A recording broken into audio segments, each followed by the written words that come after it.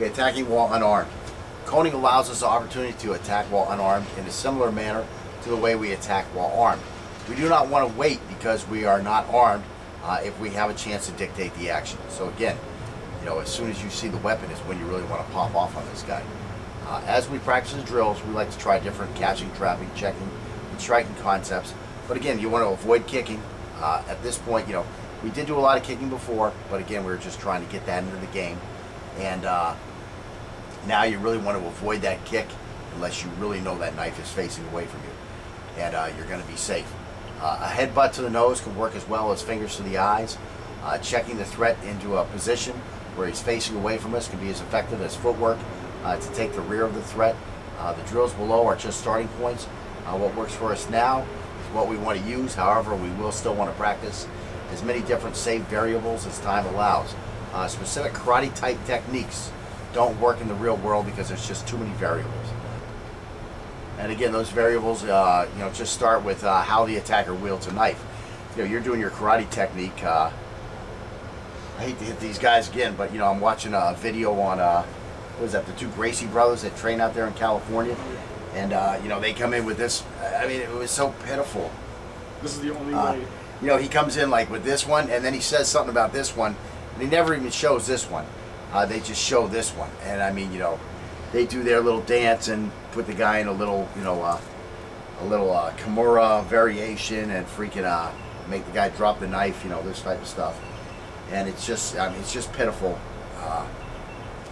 that people actually teach like that. Never mind, you know, you're a master of an art and you're training like that. It's pretty sad, in my opinion. So anyways, again, there's too many variables on the way the guy's going to attack again, and then what angle is he going to attack on? You know, it just goes on and on and on. You just can't say, okay, this is the A, B, C, D of what you do when a guy attacks with a knife on this low thing, and this is the steps A, B, C, D that you do when he attacks from the top here. If you're training on those kind of manners, if there's one thing you are not, it is a knife fighting specialist. I mean, you are a dabbler at best, and just, you know, these specific karate techniques. I mean, it's a confidence. It's a con man's game. It's a confidence game. Mm-hmm. You know, okay, look, oh, you don't know what to do with a knife here. I'm your karate instructor. I'm going to teach you. The guy, when he comes in like this is what you do, and when he goes like this is what you do, and you send your boy out into the real world. And now all of a sudden somebody pulls a knife and he thinks, I know what to do. I don't have to run. I know what to do. And all of a sudden this guy who's holding a knife down here like this comes in with a cut up here, or a slashing type, jabbing type thing like this, and this guy's trying to make that big grab for the first one. Now the knife is retracted and he's cut when the knife, when it comes in, because it doesn't come in on the angle that he's, on the two angles that he's trained on. And next thing you know, this guy's dead on the ground. You know, if the guy wanted to kill him, that's what's going to happen. He's going to be dead on the ground. So again, it's just some sad, sad stuff. But anyways, because of the variables, you need to have a complete system. You do need to be a knife specialist of sorts. And again, that's what the object of this class is. This is a handful of techniques.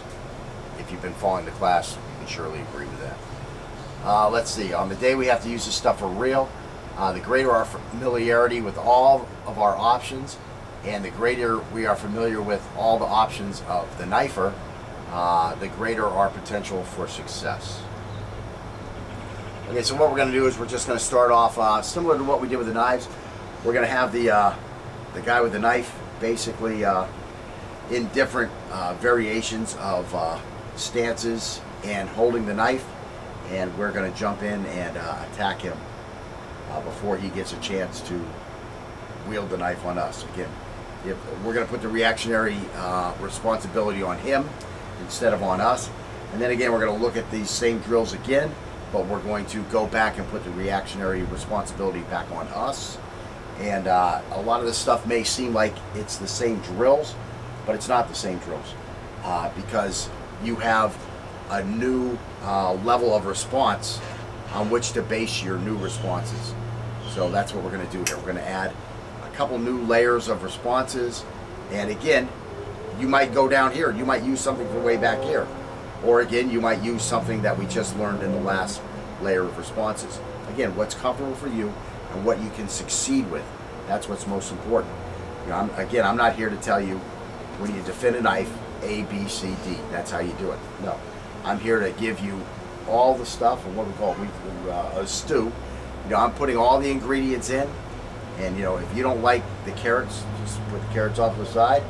Just eat that celery, onion, and that beef, you know, in your beef stew. That's what we made, right? Beef stew? Yeah. So it's your choice. You don't like the beef? Leave the beef out. Just eat the veggies. You know, you might be a vegetarian. Sensitive guy. I used to be. So anyways, let's see. Before I got fat, I was vegetarian. I used to not be fat. I was close to being, what's that other stuff? Vegan. Vegan, really? I wouldn't, because I ate bread. Yeah. That was the only thing that really I ate besides vegetables with bread. And some corn. I would eat some corn. Definitely no meat, and definitely no milk, dairy. No dairy. No eggs. Huh? No eggs. Again, the eggs, the only time we'd eat eggs is because they're in the bread. So, you know, because when you mix bread up, you make dough, there's an egg in there somewhere. Oh, okay. So I would eat egg like that. I think you could eat the bread, sorry, you could eat the bread, but Right. you can't eat the eggs. Right. So that's where I would go across the line, is because I was eating products that would have an egg in it, you know what I'm saying? I would never just like fry an egg though, or something, or boil an egg. Let's see anyways. Okay, so again, we're going to start off with the threat has the opposite side lead. So again, he's a mirror position to our stance, a mirror image to our position, and he's going to carry the knife in the lead hand. So again, this would be a guy leading with his right foot, carrying the knife in his right hand, with the knife out in front. And let's see. The only question here is whether the knife is held high or low. Okay, so what we're going to do is our rear hand is going to mimic the knife. So in other words, we're basically going to use our strong hand, our more coordinated hand, to come in and try to attack his knife hand. So if he's holding the knife up here somewhere, well, your rear hand is going to wind up being the high hand, and this is going to be the low hand in that X-block type stuff, you know, wherever he goes with the knife. If he's holding the knife low, then our right hand is going to come in low, and our left hand will be high. So again, this is a guy with a, he's leading with his right leg, and the knife is in his right hand. And either way, what we want to do is we want to get outside of his knife hand. So if he's here, we want to come out here, and we want to flank his weapon hand side. This way we can control this knife hand easier and try to get to his back. So again, we'll look at this in a little more detail. Let's go ahead and we'll lift the camera up and walk through that a little bit. So again, here we are. We have that mirror image where the front foot is on this side, the rear foot's on this side. This guy has caught us by surprise, or you know, we've been doing the interview with him, and all of a sudden the knife is displayed. And again, what's the interview? The interview is you're at the gas station pumping gas. The guy comes up and goes, "Hey, what time is it?" The guy comes up and asks you, "Hey man, you got some money? You can help me out." You're in the parking lot, and a guy comes up to you and asks you where some place is, some shopping area that is supposed to be in the area. These are all interviews. I'm here talking to him, and now all of a sudden this knife appears. Well, now we have to do something about this. So again, I want to move to the outside, okay? I want to get this hand low onto that knife and keep it from coming up into my vital area. So all I'm going to do is I'm going to step here like this. There's our trap right here. Now from here I can do lots of things. Of course, I can scissors in on this and have control of this. And once I do, now I want to get some eyes in here, right? When I get these eyes in here and get this pushed across, now I can start doing things like bringing this knee up into here because I've got control of the knife. That's the only reason I can do it. I've got control of the knife. Okay, I can bring it into the groin now. Do it the way he's standing though. One of the best things I can do is I can just step right behind him here and throw this guy onto the ground. We're not going to delve on that too much right now because the one thing I've been telling Scott is you're lucky, Scott, because for the video I'm giving the black belt course, but this isn't something we're going to go into today. This would be something for a guy who's already been through the hand-to-hand course also before you really get into that type of stuff. So again, what we're going to be looking at is just getting in between the knife, getting in between the knife, and getting our arms in between the knife and our body, to protect our vitals, pushing this off to the side, getting something into his head, and then again, you know, now I can start thinking about doing things, slide over here a little bit, now I got his back. Now I can start thinking things like this, I can start thinking about things like this, grab his head and slamming him onto his back. But again, that's very advanced stuff. The smarter thing, and the simple thing to do, is again, once he pulls his knife, I just get out of the way here, pop something into his face, check him off, and evacuate the area as quickly as possible. That's a smart thing to do, okay? And again, the higher level you are, the more success you've had. Don't do something unless it's predicated on a layer of you performing these techniques successfully. So again, you would have to tell your buddy, okay, I'm going to do this, continue to try to stab me, and I'm going to try to knock you down. Now we have some other problems. We have some concrete out here. We don't have a nice ground for my student Scott to be falling on. So you need all these things to do that stuff. You know, we would have to be doing this on top of a pad, to where I'm stepping off to the side and I'm throwing him onto the pad. He has to know how to fall properly. You know, if I'm going to knock him on his back, he needs to learn how to absorb that fall without being injured. So again, there's a lot of extra stuff you have to do before you do this advanced stuff. So I'm talking about it again for you advanced guys out there. But in general, I'm not going to show it because there's just too many more training levels we need to add before we're able to do that stuff here. And again, it starts off with being able to fall for your partner. That's the big thing. I'm not saying that he's not ready to probably do all this stuff, but again, then there's also some angles of how to throw the guy, you know, breaking his kazushi, that type of stuff. So there's a whole lot of extra training that needs to be put in there. And again, we get that when we go through the hand-to-hand course, and then you would want to come through and do the knife course again, and then again and again, and then, you know, you'd be black belt level knife specialist at that point. So anyways, that's the basic thing there for this particular move. And again, this is when we're mirror image. Now again, hold up, knife high. I got it up here. Again, he's got it up here.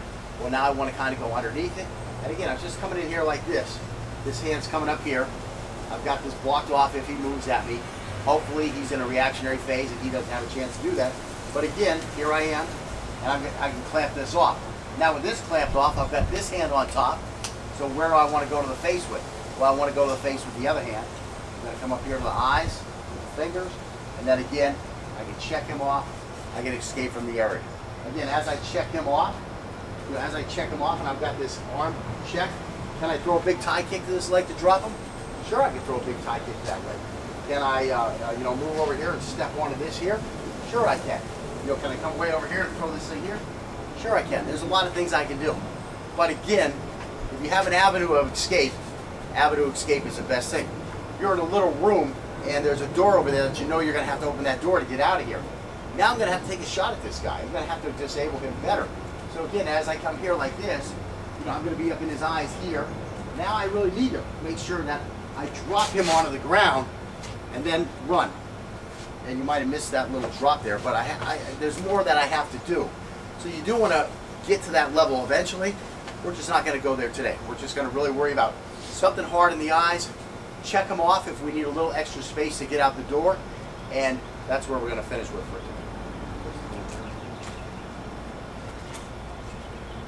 So you've got the knife here, and as soon as that knife comes, that's all I'm going to do. Just run in there and get what you can.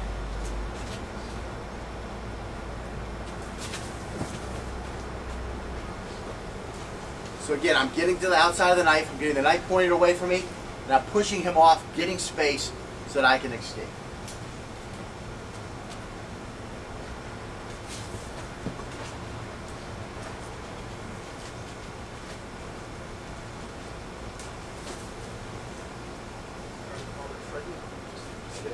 Just get out of the way.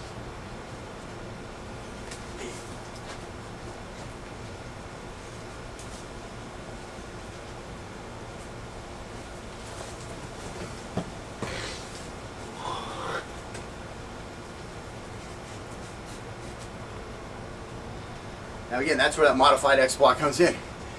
He pulls the knife out here, he immediately started bringing it up. My hand's already going low. Well, guess what? I got this hand back here, second layer of defense. I push this off to the side, then I get to his face, push him off, and I'm gone. Little struggle for the knife, but again, it's my two hands against his one.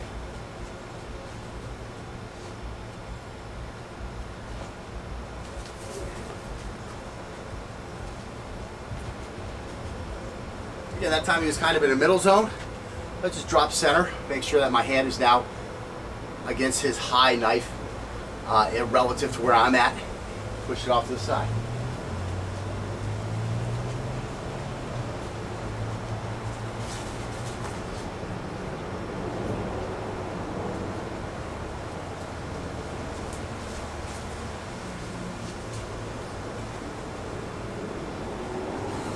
And for me, you know, what the technique I prefer, I'm just trying to give you a basic, this is the idea, hands here, hands here. But for me, what comes out a lot is I just like to run into this guy and check him, get him moving, and then push him off.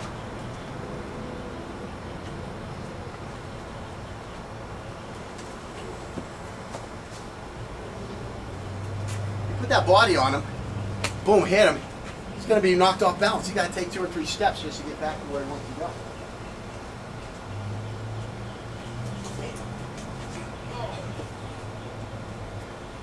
I mean, I can stay on him. You can stay on him as long as you have that arm trapped. And you can try to cut me as I'm.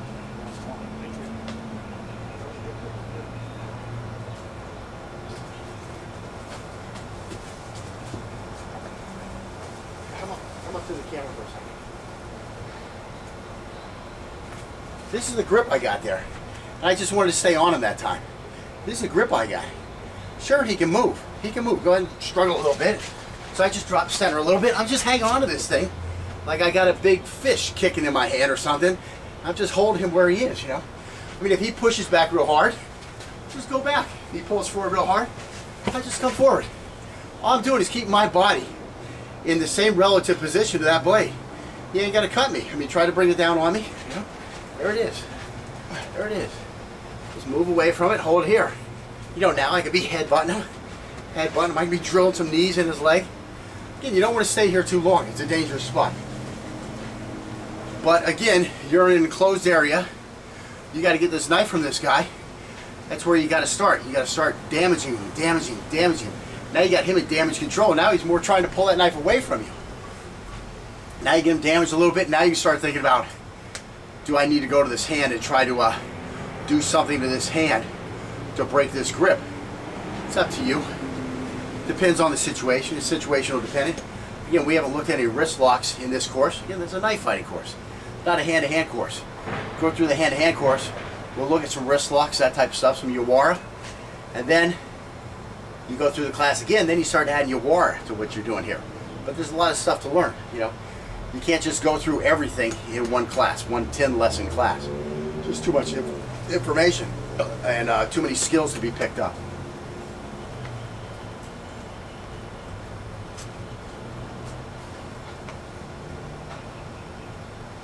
Bitch. There you go. You gotta watch out, it's just a little slap because it's so small. I'm trying to use the whole forearm. And again, come in kind of this way and then spin that radial. I need to talk about that too. Come in with the ulnar first, and then as you grab on, then spin the radial. But make sure you know where that knife is before you spin that radial and expose that radial. And by radial, I mean the radial bone. I mean the radial artery. So attack with that ulnar side, that ulnar bone side of the forehand, and when you make contact, then you can spin and start exposing that radial because you know the knife isn't going to get to it, and the brachial, etc.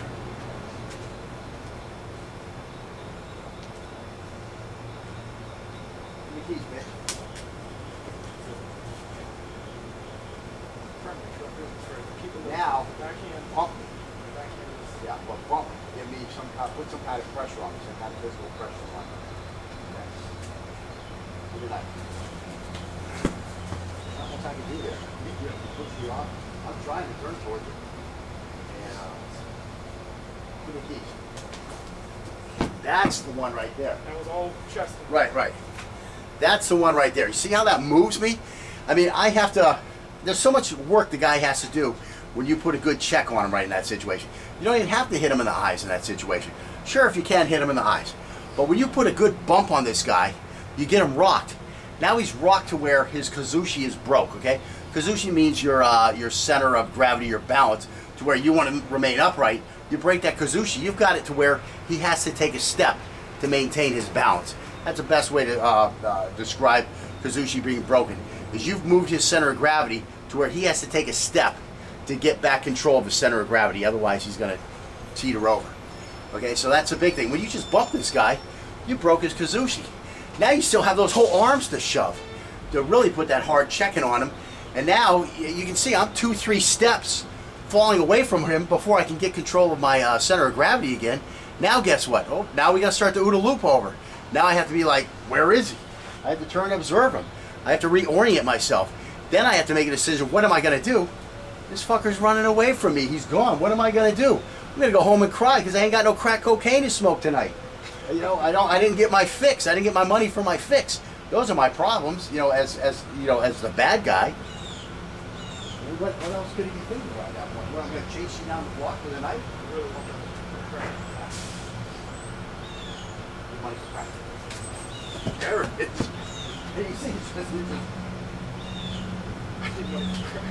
the thing I do when I get bumped is I always jump so that I have a chance to reorient, get my legs back underneath me. So he's just tapping me, and I'm immediately jumping, and I'm moving myself further out of the way. Then when I land, he pushes me.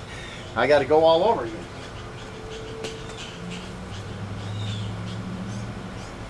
It's crack cocaine.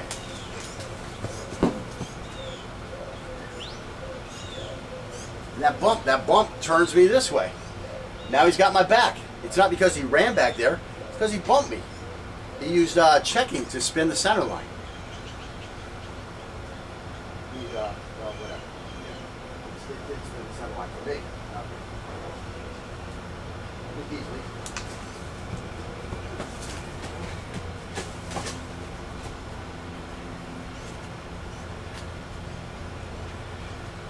And I tell you, you know, that time he held onto my arm. So first thing I'm thinking about is, where are my feet? Where are my feet? Then I can turn on the program.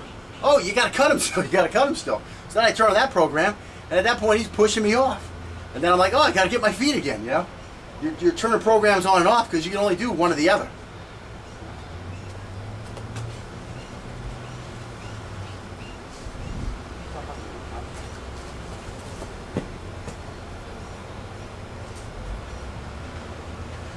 I'm 7 or 8 feet from where I started.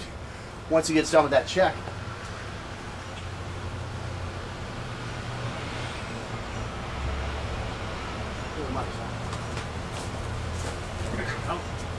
Sorry. So that time I turned into him, he just kept stepping around me. He pulled me backwards, you know. Got me knocked off balance there.